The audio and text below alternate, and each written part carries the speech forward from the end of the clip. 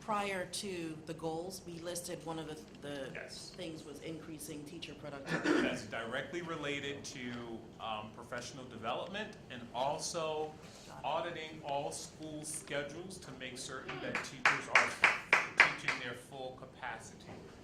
Got it.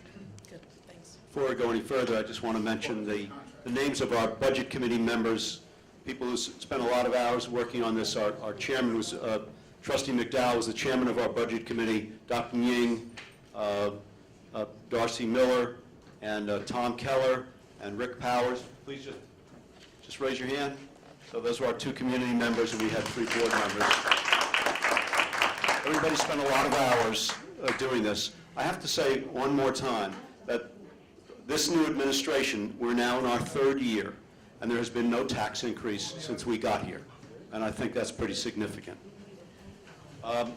So if we take a look at our sources of revenue, we know that state aid is about 39%, property tax is 56%, and the tax levy remains the same for the next year. And we're using more of our fund balance than we want to use right now, because we don't know right now what our state aid will be in foundation aid.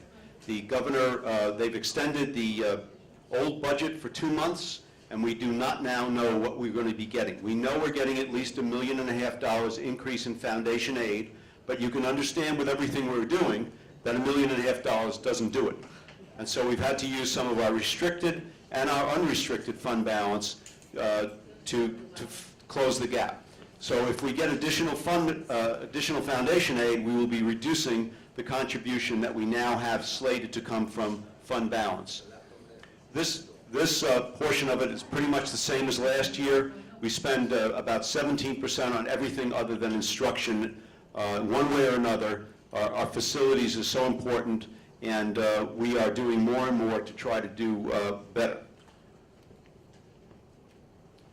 And this shows some of our charter school expenses. That's $6.8 million for our charter schools is only for regular education students. So those who are classified, who need extra help, that cost comes from additional $4,000 to $11,000 per child, depending upon their level of need.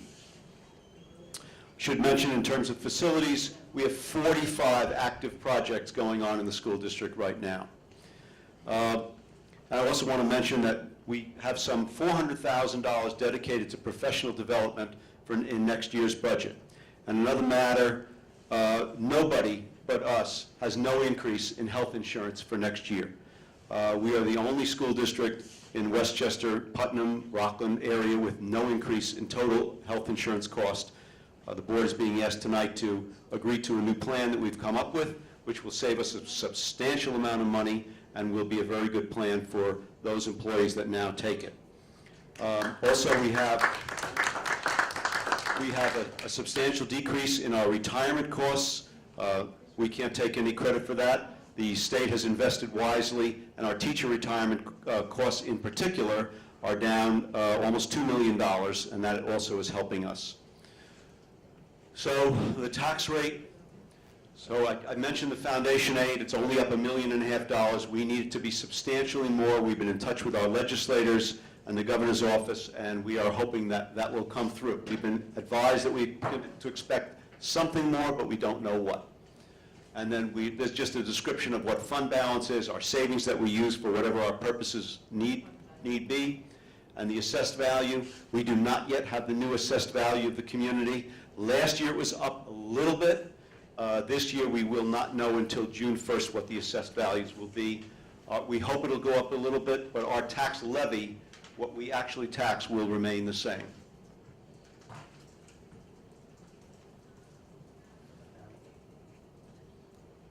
So what can I expect as a taxpayer next year? The total taxes, again, is unchanged, and we are asking that the board review the particulars that are on the handout before you, which looks very specifically at what some of those additional items are in the budget.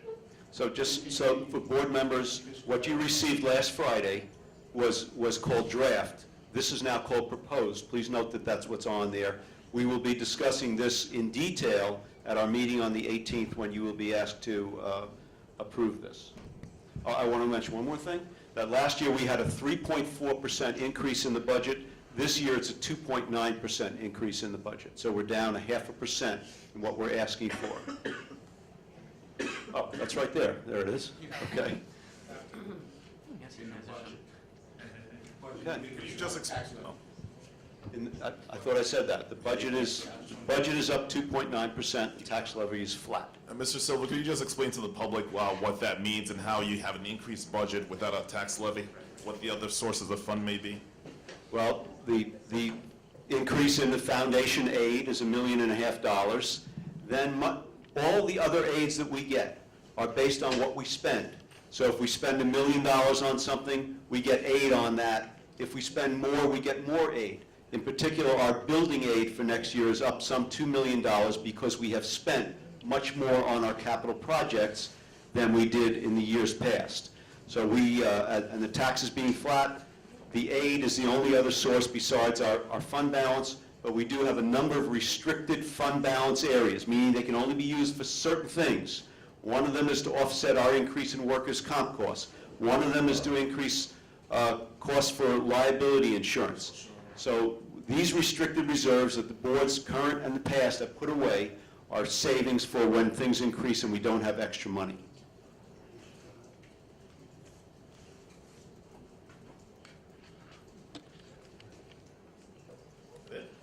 That's kind of it. So we said who the committee members were, and thank you very much. Okay, thank you.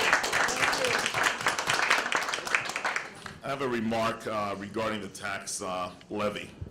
Now, I believe that this community is not only my belief, but this community is a fact that this community is overtaxed and underserved. Actually, our tax rate is the highest in New York State as a ratio to our property values. So therefore, I know that the superintendent cautioned us in terms of our zero tax levies. However, I would submit that what we really need to do, rather than keep increasing the burden of taxes upon homeowners, and not only that, this community is made up of many, many senior citizens on fixed incomes. So when you raise taxes on senior citizens that are not making more money, what ends up happening is that they can't pay the tax, and meanwhile, a lot of them have already paid off their homes. So go down to the to the controller's office, and you'll see how many senior citizens' homes have been repossessed by the city because they can't pay the taxes. Now, is that fair? You've worked all your life, and then now you've paid off your home, but then the taxes just keep going up, and there's hardly any resources left in Mount Vernon anyway for you, and then now you lose your house just because you can't maintain the taxes. Meanwhile, we have tons and tons of development coming into the city where we're not collecting enough tax dollars to support the school system. So that's what we really need to check. If we want to do, if we want to really look into what the underlying problem is that we let all these people come into our community, build in our community, and they live elsewhere. They make a lot of money from the buildings that they build here, and yet we give them away. The next 30 to 40 years, I probably won't even be alive to see, but the time that these developments pay a penny, most of them, in taxes. So that's what we really have to look at. Is it fair to keep increasing the taxes on homeowners who, by the way, they will move out, and then you'll have less of a tax base to tax more, then they will eventually move out, and that is truly what is unsustainable. The next thing is that there are so many churches in Mount Vernon, and every year it goes up, and even the tax assessor has pled with the city council to put a moratorium on the amount of churches opening in Mount Vernon. The reason is that every time a church opens up, it comes off the tax roll, because churches are religious entities that don't pay taxes. So there should be a moratorium, and there's a lot of churches that still have the status, they're not paying taxes, but meanwhile, they're not even operating. So, you know, if people want to open up new churches, they should look at churches that are not operating, and maybe those, and do a switch of some type. But don't keep opening more churches without taking some off or putting some back onto the tax roll, because that also is very unsustainable. So if we want to again, do better as a community if we want to better the children of this city. We just can't keep taking on more people with less and less resources and less tax dollars. That is what is truly unsustainable. So that's just a comment in terms of the taxes. All right. Any questions regarding our budget?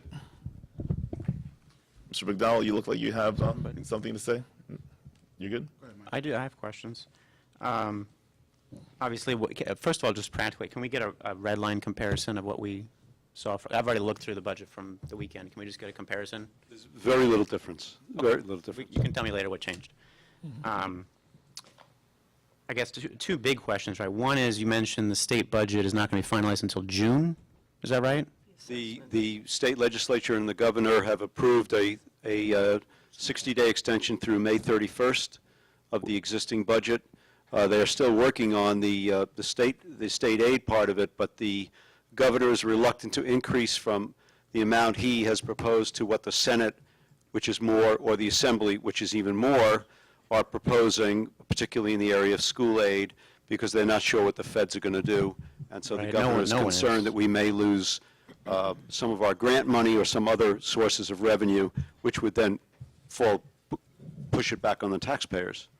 Right, exactly, and that's what I want to understand better, and I want the community to understand very clearly that, you know, the strictures around what we can work with, right? Because we have a date for a vote on a budget, and it's in May May. 16th.